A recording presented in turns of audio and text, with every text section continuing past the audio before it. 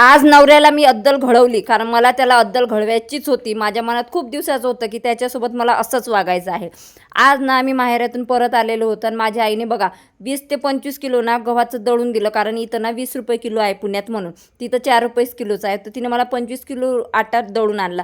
घरी आल्यानंतर नवऱ्याला म्हटलं पटकन तयारी करा, आपल्याला कुठंतरी जायचं आहे. त्याला मी सगळ्यात अगोदर शाळेत घेऊन गेली. आजपर्यंत नवरा नसताना मुलांची ॲडमिशन करणे, त्यांचे बुक्स आणणे, शूज आणणे, सर्व काही हे मी एकटी करत होती. परंतु आज त्याला मी माहिती करून दिलं की या प्रोसिजरला किती वेळ लागते आणि ॲडमिशनसाठी किती पैसे लागते.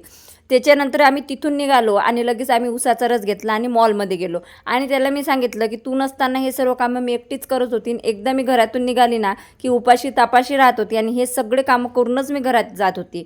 तर मुलांची ॲडमिशन केल्यानंतर अभिरुची मॉलला गेलो, सर्व किराणा घेतलेला आहे. त्याच्यानंतर चहा घेतला, स्वराजला थोडंसं खेळू दिलं आणि थेट आमच्या टू व्हीलरवर बसून आम्ही घरी आलो.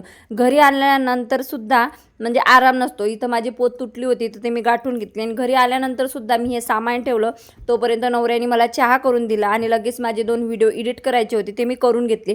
त्याच्यानंतर मी सगळं सामान बाहेर काढलेलं आहे आणि सर्व किराणा माझा 4,000चा झाला होता आणि दोघं मिळून आम्ही तो भरला आणि त्याच्यानंतर स्वयंपाक केला आणि जेवण केलं. तर असा होता आजचा ब्लॉग. आवडल्यास लाईक करा. भेटूया नेक्स्ट व्हिडिओमध्ये. बाय.